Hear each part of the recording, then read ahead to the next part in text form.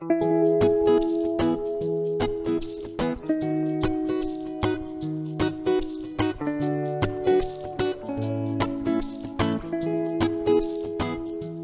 guys, it's Kelly here and I am back with another video. Today's video is featuring kind of an extra special set of supplies. So this is Spellbinders Seahorse Wishes release that is a collection put together by Dawn Wolfslagle, who also happens to be my best friend. So, of course, I was like, I have to use all the things. So there is we'll just talk real quick what's included in the set. And they're all separate pieces. So there is a 3D embossing folder that is like a fishing net. It is called Castaway. It's amazing. And then there is the Seahorse, hold on, what is it called? Seahorse Garden Stamp and Die set. So if you're not a hot foil person, this is just a regular stamp and die set. Fantastic. Then there is the Seahorse Floral Glimmer Hot Foil, which is like the large piece that's all put together. And then the Under the Sea Glimmer Hot Foil plate that is like more the individual pieces. And then the Seahorse Kisses Sentiments Glimmer plate. So normally I do some hot foiling. I love it for sentiments. But because I am a person who likes to color and I like a bold black outline, that isn't necessarily my go-to. However, that doesn't mean that I don't have appreciation for how beautiful it is. And of course, like anybody else in the world, like when your best friend does something that you are so incredibly proud of her for, you want to support her to the best of your ability. And her images are beautiful. I mean, even before we were friends, you know, I bought stamps. Her company is W+9. I purchased her images because they're stunning. And I have never seen, and I have worked with a lot of stamp companies, a lot.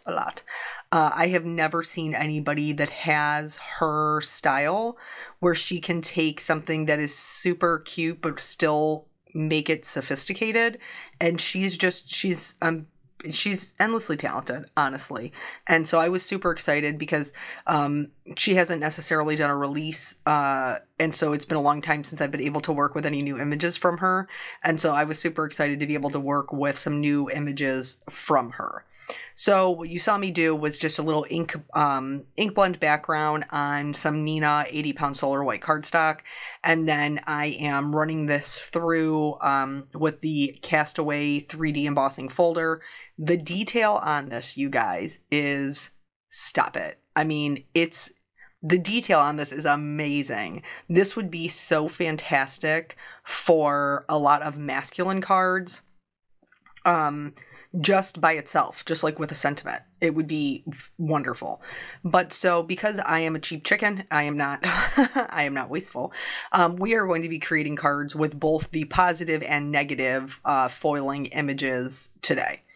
And I wanted to do the foil first because I know that there'll be a lot of techniques and things that I can do with the stamps. And this is just me personally. I think one of the reasons why I struggle with foil is because the process is not, the result is terribly gratifying, but the process isn't necessarily as artistic as I like to be. But the images are stunning. I'm not going to pretend like they're not. It's beautiful foil. So because I don't take my images down when I'm doing foiling, I did have, when I was running it back through, I did have one of my fish kind of jump. And so I decided that I was going to foil just the smaller fish one more time so that I had workable images for my later cards. And so when you see me like removing them and bringing the plates back, I am running it through my Spellbinders Platinum 6 as you are intended. So in order to use the negative of it, like that's what this is here, I want to use the leftover foil piece. It's beautiful. There's tons of detail in there. I don't want to throw it away. you need a solid plate. Now, Spellbinders has a couple, the large rectangle being one of them. And then they also have an arch one, as well as like a circle and a square. And so I'm going to be using the large rectangle today because I'm going to die cut these out. But then I am also using the arch hot foil plate, which I love. I love that I can, do it in this super pretty shape. So here, this is all, the gold has transferred, and for the most part, it transferred pretty well. I tried something different this time with my foiling. So normally I use the Spellbinders, their specialty paper for foiling. And so I've been using the champagne color. I should have said that. I'm sorry. I've been using the champagne color, and now I'm flipping over to, I think this is the Sky Bright. It's a beautiful, like, bluish teal. And so again, I am going to hot foil this, and then I am going to use the negative with the arch the next time. But anyway, so the Spellbinders Glimmer specialty paper is what I normally use. But I don't like my Copics on that paper because it is super smooth and it is not porous. So I have a hard time blending. It's not that you can't color on it. You can. It's just not going to be the best coloring you've ever seen. Also, look at these. Did you see that? Did you see the images? They're so pretty. She does such a good job. And so now I'm going to heat up my arch. And my image is just a little bit larger than the arch, but I'm fine with it. I'm fine with losing a little bit of seaweed and a little bit of fishtail. So then I'm going to heat this up and, do how you normally do. If you're unfamiliar with hot foiling, basically quick rundown is you have to let your platform heat up. Then you put your dies down, you hit the timer button. When the timer button is done, you lay down your foil shiny side down, lay down your cardstock. Look at that. How pretty. It's so beautiful. Lay down your cardstock. Then you put your 2 plates on top. You pull it out, run it through your Spellbinders Platinum 6, plug it back in, and take all your parts off. Now here, I left this in because I wanted you to see it. What just happened here? I missed a step. It was the cardstock. It was the cardstock. And I didn't even realize it. I effectively foiled my plastic plate here. I'm going to see it. There it is. There's that beautiful seahorse. And since it's so pretty, I actually don't mind that I foiled my plate. As you can see, there's plenty of other things that I have foiled that had nothing to do with cards I am making here. It's just because sometimes it just happens. When you're going through the steps, sometimes you miss a step. I missed a step. I'm not mad about it. So here, I'm doing the largest image, which is like the seahorse and some florals, some seashells. It's a beautiful, beautiful piece. But I did just want to say, if you're not a hot foiler, don't worry. You could recreate it with the stamps. It's going to be a little bit on a smaller scale, but you could recreate it with the stamps. And it's stunning. And I did not use this piece in this video, but I set it aside to use it at a later time. And so here, what I'm doing is I'm doing the sentiments. I chose to do some of the sentiments in that champagne color, and I chose to do some of the sentiments in the sky blue or sky bright color. Since I have kind of 2 different color foils going on, I wanted to have a sentiment for each one. These sentiments are fantastic. There are some that come with the largest image, and then there's some that are from the sentiment set, which is specifically the sentiments. So yeah, there's a lot of good choices there. And I find myself most often reaching for the foil sentiments more than anything else, just because I do like to color. So if I didn't use the Spellbinders, and I did use that, by the way, the specialty paper for the sentiments, because it foils great. I did not use it for the images. What did I use for the images? I'll tell you in just one second. Here, I have a sanding eraser. This is like an essential item for foiling, and it costs like $1.69 or something, because you can go over any areas where you got over foiling and clean them up, and it'll be like it never happened, and that is so worth it. So what I ended up using, because I wanted to try it and see, and it actually foiled wonderfully, was, and I know people have said that they've had good luck with hammer mill, but I don't have any. And so I wanted to try doing it with things I had on hand. And so what I did my foiling with is the Expressit paper.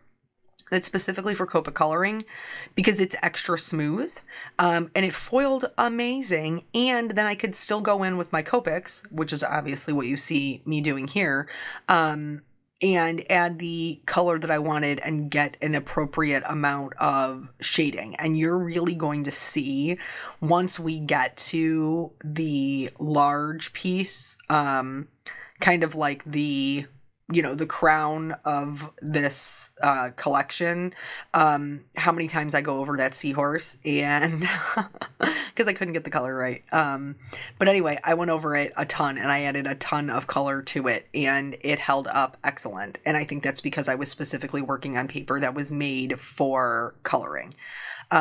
So in the past, I felt like maybe I couldn't get my images to look like what I wanted to with Glimmer foil, and so I kind of shied away from using it. But knowing now that I can do it on paper that I can still Copic color, I may find myself using it a little bit more often because the foil outline is, I mean, it's amazing. I'm not going to pretend like it's not beautiful. It is absolutely stunning.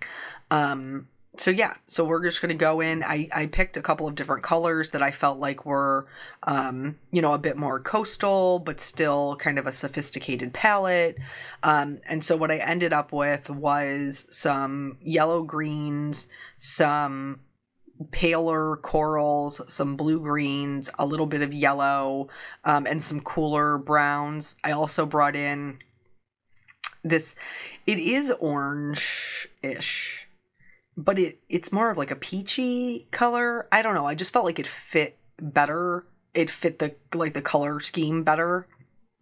And I'm showing you these two because it's easier than showing you all of the individual pieces because I colored them the same way. But I am just going to show you this one and then the big... I don't even, what am I calling it? I've already forgotten the name of it. I'm terrible. The Seahorse Floral Glimmer Hot Foil plate, which has the large imagery that's already put together. So here I colored the fish the blue-green and I was like, meh, I don't really love it. So then I decided I was going to go finish this little seashell down here. And for that, I chose just some neutral browns. And then I was like, I got to go back and get this fish because I don't love it. I don't love the color of the fish.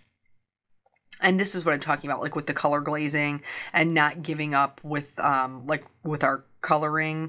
I say it in a lot of my videos. It's just like kind of like push through and don't think you've ruined it. So here I went in with a green and I went over the blue green and I was like, nope, that's not it. I don't love that. So then I went back over with a little bit of a darker blue-green, and then that created enough difference between the seaweed in the background and the little, like, coralies that I was happy with that. So now let's move on to this large piece. I am about to make this seahorse. This seahorse is beautiful, guys. It is a gorgeous seahorse. Dawn outdid herself with this seahorse. And I am about to make it look like the Loch Ness Monster. I'm not even kidding you. Wait and see. Because sometimes you think you have an idea of what you're doing and then it goes awry. And that's perfectly okay. There is a way to fix it. I try to preach this in all of my videos. But if you have not watched my videos before and you don't know this, let me tell you, there's a way to fix it. So I started with the blue-green for the seahorse because that's kind of like been my like go-to color throughout these cards, like bringing them together is this blue-green. And so I went with that first. And I didn't have enough contrast and I didn't love it. So then I was like, okay, let me try this green again. Why? Why, Kelly? Why did you try this green again when you know you just colored that fish and you did not like that green? So here's why. The thought process was, okay, well, last time I put the green in and then I put the blue-green back over top of it, and I liked that. Guess what, guys? It failed me this time around. It was not good. So I went in with the greens, and I was like, meh, this is not a pretty seahorse. And it's not a pretty seahorse. It looks like the Loch Ness Monster. It is not good. So I'm going to go in with my blue-green, and guess what? That's not going to fix it either. And if you remember what the card looked like from the beginning of the video, you know this is nowhere near where we end up. But because I used paper that was meant to take alcohol marker ink, I was able to salvage it. So here I went in with the blue greens. I'm like, okay, let me see if I can make this work. And it still looks very monstery. It's still not looking great. It's not good. So now I'm going to leave it that way. I have to move on and contemplate how I'm going to fix it. So I'm just going to go in, I'm going to color my other items, and then I'm going to come back to my Loch Ness Monster. I'm so sorry. Like, I almost want to tell Dawn, like, hey, I'm sorry that at some point I made your imagery look like this. I promise I fixed it. But this is how it looked for a hot minute. So I have been friends with Dawn for 10 years. 10 years. So obviously I started off as a consumer. And like I bought her stuff. My first design team was a blog named Hero, and we did a collaboration with W+9, and that is how I got introduced to her style. And I was like, this is amazing. She's got so many florals. You know, I'm a sucker for a floral. I can't turn away any of the florals. Here with the seashell, just something to note that there's lines that are drawn in that are meant to be the ridges of the seashell. So when I'm adding the shading, I am just going in with my darkest color, and right next to those lines, I'm adding a little bit of shading. And then as I work out towards my lightest color, I am just overlapping that just a little bit and adding in, like, I'm covering it just a smidge. And then this will create kind of the peaks and valleys and the ridges and give it a little bit more dimension. Here, now I've thought, okay, well, maybe I need to make it more blue, because you know blue is my boyfriend, and I feel like that fixes a lot of faux pas. So I'm going to go in, I'm going to make it more blue. He's not hideous, but he's not great. He's looking more dragonish than seahorse-ish. And so I'm going to, again, like, I realized my leaves were starting to blend in with my little seahorse monster dragon. What are we calling him? I don't know. And so I decided I was going to darken up my leaves. And so I went ahead and went in with some blue greens and did that.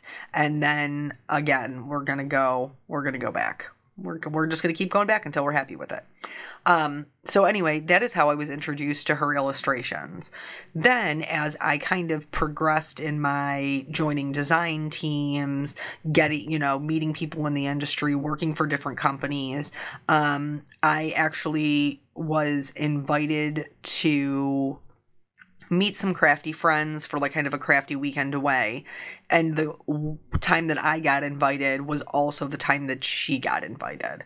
And so I knew, we all know each other to some degree. Not everybody, because, there isn't a way to know everybody, but like had heard of each other or whatever.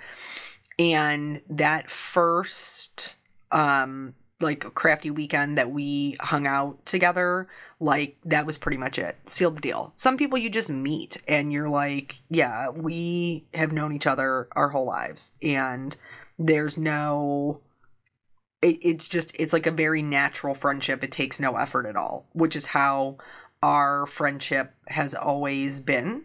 And I probably talk to her. I'm in Ohio. She is in Florida. And I see her not now. This was pre-pandemic. Since the pandemic, I haven't seen her in 3 years. But pre-pandemic, I used to see her once or twice a year. And then we talk probably twice a week, 3 times a week on the phone. Like, that's just sometimes, very rarely, just because we're usually doing other things, but sometimes we will FaceTime each other and have like a crafty, like, I'll work on what I'm working on while she's working on what she's working on, and then we talk. Let's go back to my Loch Ness Monster here. So here at this point, I was like, okay, I think more blue is the way to go, but that wasn't enough blue. So I went in with this B95 and I was like, yes, we're getting somewhere. This is making me much happier by getting rid of that green. So, but now he has no dimension. He's very flat. So I kept the B95, I added in a 97 and a 99. I am going to make him a navy colored seahorse, which is still very complementary to the color palette that we have going on and will give me an opportunity to bring in some dimension. So that's what you see me doing, is kind of adding shading to his ridges. I'm going to add some shading underneath his neck there, underneath his face, and then a little bit where his body is tucked behind the leaves. And this is going to be what salvages my guy. Like, and now you can watch, instead of, you know, the other day we talked about turning ugly ducklings into swans. Now you can watch the Loch Ness Monster turn into a beautiful seahorse. Quite the transformation, honestly. So don't give up. Like it is fixable. You just have to find the right combination of things that is going to make it work. And now look how handsome he is. He's still very glittery, shimmery, shiny, still a stunner as far as the foil is concerned, and he has good dimension with the Kova coloring. To balance out the design, I decided I needed to add in just a little bit more navy, and so I chose these little leaves that were off to the side here just to kind of balance it out. And then this little seashell, why couldn't I think of that word? Seashell over here, he just seemed like he needed a little bit more. I kind of wish that I would have stuck with some lighter browns. These are the same cool browns that I used before, but I don't love them on the larger seashell. And that's okay. Like, sometimes it's all right. It's not that it's totally terrible. I just don't love it. And it's okay. So here is the two colorings that we have, and then we're going to move on to the die cutting portion. You're also going to see those adorable little jellyfish. Aren't they cute? I didn't show you those, or me coloring those or foiling those, because I didn't use them. But they are also part of that what is it? Under the Sea. Glimmer Hot Foil collection, and they are super cute as well. So here you saw me put the arch die on, that's also from Spellbinders, and then I'm just, you know, getting all of my little dies lined up for all of my foil pieces. They all have dies that you can cut out your little guys, and then that's going to help me kind of build up my scenes. So that one up top, you can see I'm cutting it out of an arch. I don't end up using that piece, but here I had everything laid out. I realized I only had 4 sentiments that were usable, and I was not, I'm just being honest, I was not willing to get out all of my stuff to refoil my sentiments. So I made 4 cards instead of 6. And I think that's still okay. I think it's still enough. So here I just took this BG11 and kind of outlined my large piece. I said they all have dies, and that is not true. The largest piece does not have a die. When I was speaking, and I apologize for the confusion, I meant the under the sea section. All of those little foil images also have dies.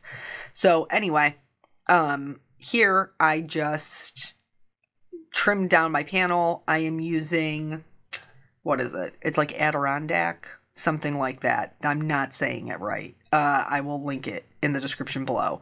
The paper, the dark teal colored paper, is from Hero Arts.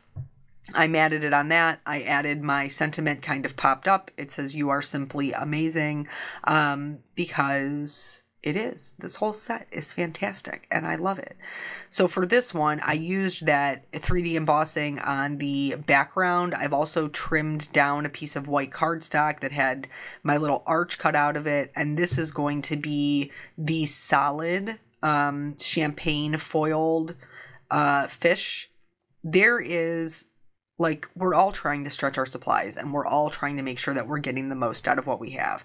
So if you are a glimmer foil person, I could not recommend more getting a solid plate, because it will allow you to use all of that negative foil and not waste any of it.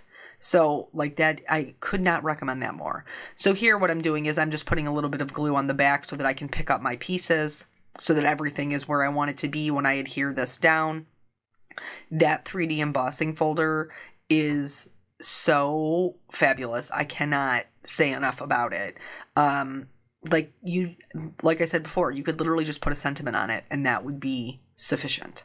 But I love the gold with the teal. I think, well, it's not gold, it's champagne, but it looks very gold.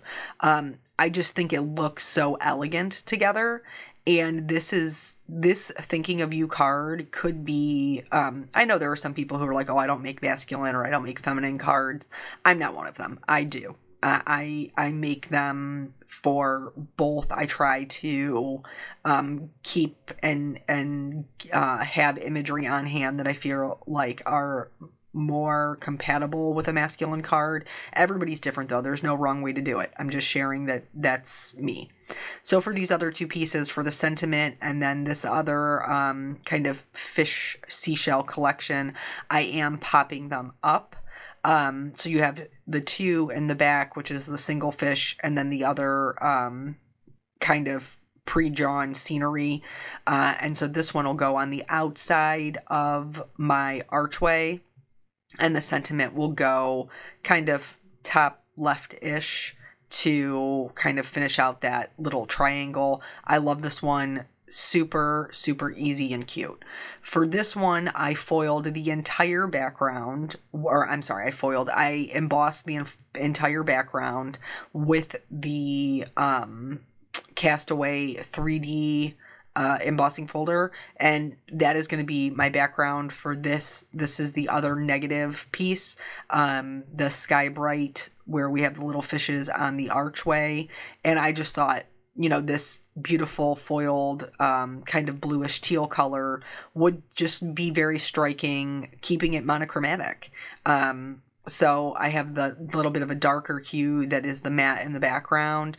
I also have the foiled sentiment, which is that same foil that is the same color. So everything is just white and teal on this card, and I love it. I think it's a really great design that would be super simple to recreate.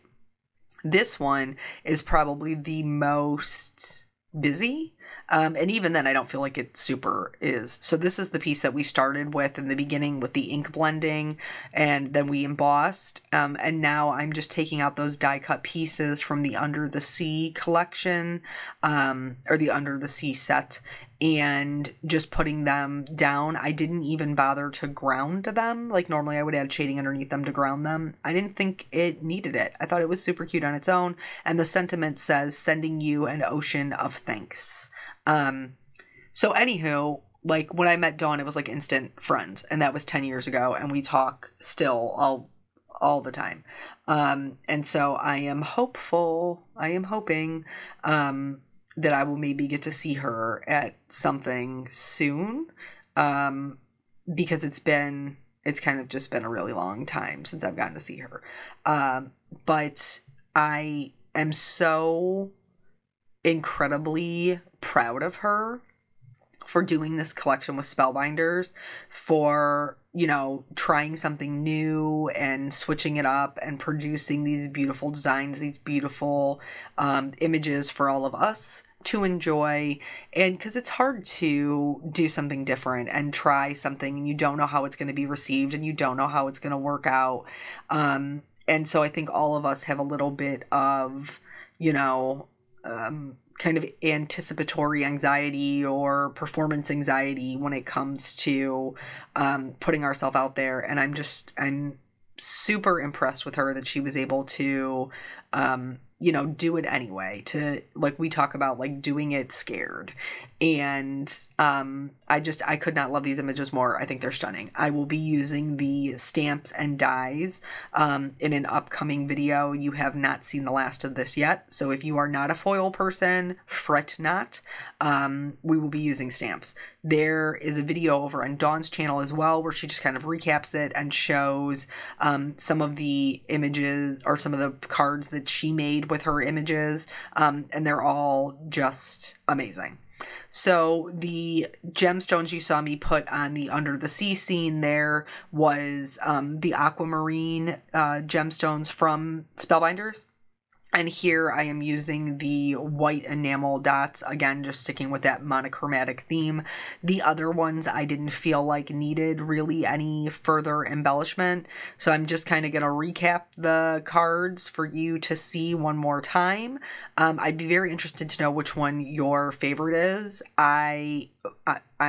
I'm honestly, I don't know that I could make a choice. I love them all. So thank you guys so much for joining me. I always appreciate your time, and I will catch you on the next video. Bye.